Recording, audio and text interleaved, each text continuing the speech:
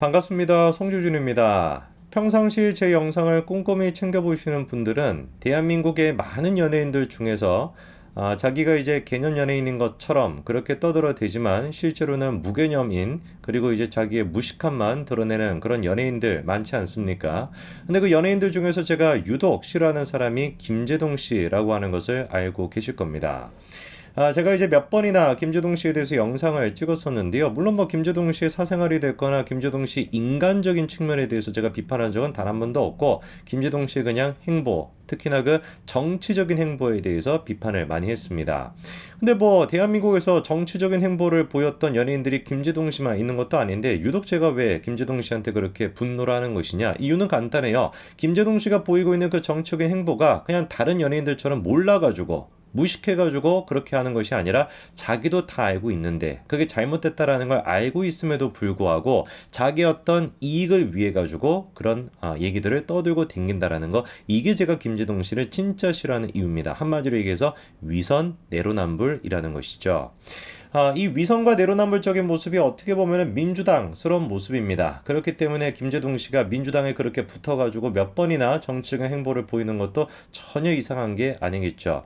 김제동 씨에 대한 얘기를 본격적으로 하기 전에 가지고, 전에 이번에 그 이동관 방통위원장이 임명되는 과정에서도 김제동 씨가 언급된 적이 있었고, 그때도 민주당스러운 김좌동이라고 김제동스러운 내로남불이 드러나지 않았습니까? 특히나 이제 고민정의가 튀어나와가지고 무슨 뭐 MB 때 작성된 언론 장악 문건이다라고 하면서 문화 권력 균형화 전략이라고 하는 뭐 이런 식의 문건을 공개했었습니다. 근데 그 안에 들어가 있는 내용에 김제동이나 윤도현 등등등 이런 사람들에 대한 블랙리스트가 작성이 됐다는 거예요.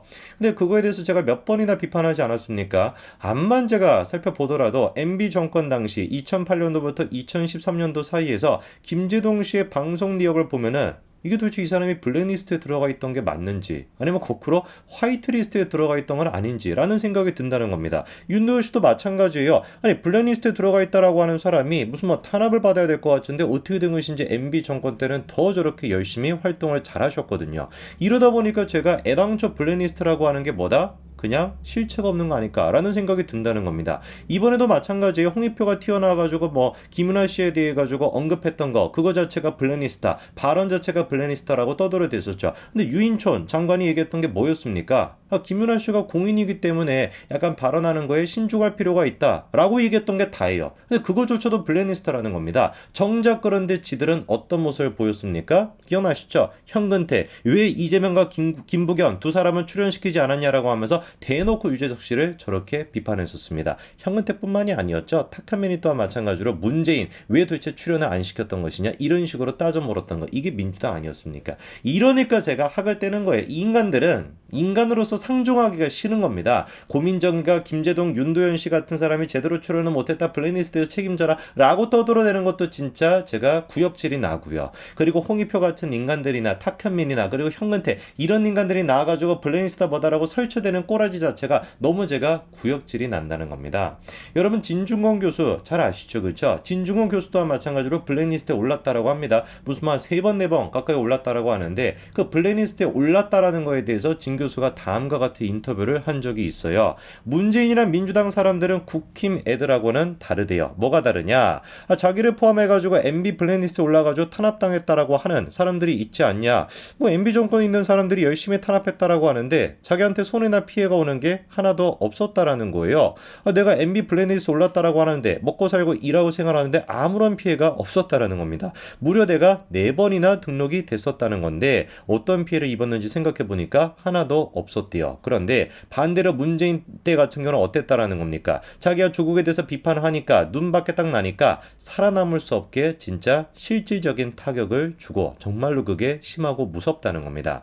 예를 들어가지고 친문들이랑 민주당 사람들이 학교로 제멋대로 쳐들어와가지고 20년치 의사록을 강제로 가져가고, 그거를 다 뒤져보면서 제가 규정 위반한 게 하나라도 있지 않을까 샅샅이 검색하고, 교수직을 그만두게 할 거리 있나 없나 그런 것들을 샅샅이 찾아내려고 하고, 없으면은 자기가 잘못한 게 있다라는 듯한 근거를 만들어가지고 조작까지도 한다는 겁니다. 그리고 난 다음에 민주당 국회의원들 6명이 학교로 막 쳐들어와가지고 막 해고시키라고 막 협박하고 난리가 났다는 거예요. 그거에 때문에 이제 꼭지가 돌아가지고 빡 돌아가지고 먼저 대학교에서 사표 쓰고 제발로 관두었다라는 겁니다. 그래서 네 원수를 용서하라 라고 하는 정신으로 용서하기는 했지만 그 자식들 이름들은 꼭 자기가 기억을 하고 있다는 것이죠. 저는 진중권 교수가 얘기했던 저 얘기가 딱 맞다고 보거든요. 아까 제가 말씀드렸던 거 정확하게 일치하지 않습니까? 윤도현 씨나 김제동 이런 사람들이 블랙리스트 올라가 있었지만 정작 이 사람들이 무슨 피해를 받았는지 알 수가 없습니다. 방송인들이 받는 피해라고 한다면 방송 출연을 못하는 것이 되는데 어떻게 된 것이 방송 출연 더 활발히 열심히 했거든요. 진 교수도 똑같은 얘기를 하고 있는 거예요. 오히려 진짜 블랙리스트는 언제 존재했다라는 겁니까? 문재인 정권 때 존재했다라는 것이죠. 그거를 잘 보여주는 게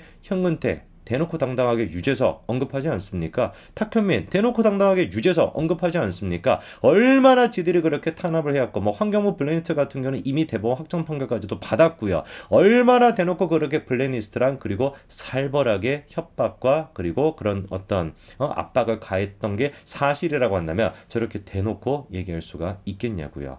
김제동 씨 같은 경우는 저는 이런 측면에서 위선자라고밖에 보지 않습니다. 방송에 나와가지고 자기가 마치 MB 정권 당시에 블랙리스트 피해자다라는 식으로 호소하는 것 자체가 저는 진짜 코미디라고 보거든요. 방송 출연 열심히 잘 하셨습니다. 그것뿐만이었습니까? 아예 그냥 문재인 정부 들어서니까 이거는 누가 보든지 간에 화이트리스트에 김제동 석자가 들어가 있구나 라고 생각할 수밖에 없었습니다. 무슨 뭐 강연하는 것부터 시작해가지고 아예 그냥 자치 분권 이 정치적인 문제에 대해 가지고 순회 강연까지도 했었는데 이 뭐 기가 막힙니다. 뭐 지역도 보면은 뭐 어디 다 갔었어요. 뭐 경기도 가는 거 뭐 수원시 가는 것뿐만 아니라 그리고 또 무슨 뭐 안산시도 가고요. 그리고 또 뭐 시흥에도 가고 성남에도 가고 온갖 곳에 갔다가 싸도로 댕기면서 그렇게 세금을 통해 가지고 저게 이루어졌던 거 아니었습니까? 그리고 뭐 강연뿐만이었습니까? 방송도 마찬가지예요. KBS 같은 경우는 대놓고 뭐 만들어줬습니까? 오늘 밤 김제동이라고 하는 방송까지도 만들어줬습니다. 이미 저 때가 언제였는데 국민들은 김제동에 대한 관심이 사라져가지고 어디에서도 제대로 안 써주고 있는 그런 상황이었음에도 불구하고 김제동 씨를 대놓고 데려와가지고 KBS에서 세워주는 거예요.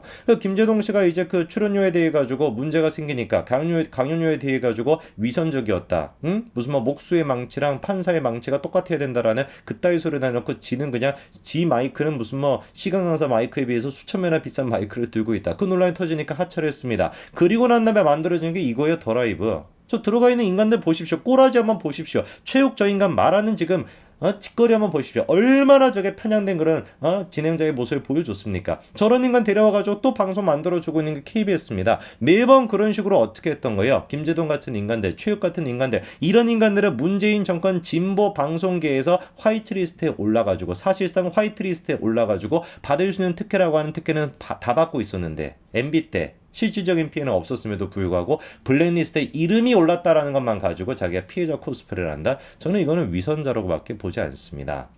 애당초 김제동이라고 하는 사람은 국민적인 관심이 사라진 사람이에요. 그 김제동이 얘기하는 감성팔이식 그런 강연 이거에 대해서 더 이상 청년들도 감동받지 않습니다. 오히려 지금의 청년들 같은 경우는 열심히 일해가지고 내가 부자가 되겠다, 더 내가 성공하겠다라는 생각으로 똘똘 뭉쳐있지 김제동 씨의 그런 감성팔이식 쇼가 통하지 않습니다. 시장 논리에 따라가지고 자연스럽게 김제동이라고 하는 사람은 퇴출이 되고 있었어요. 그런데 이번에 놀랍게도 MC로 또 복귀를 한다고 합니다.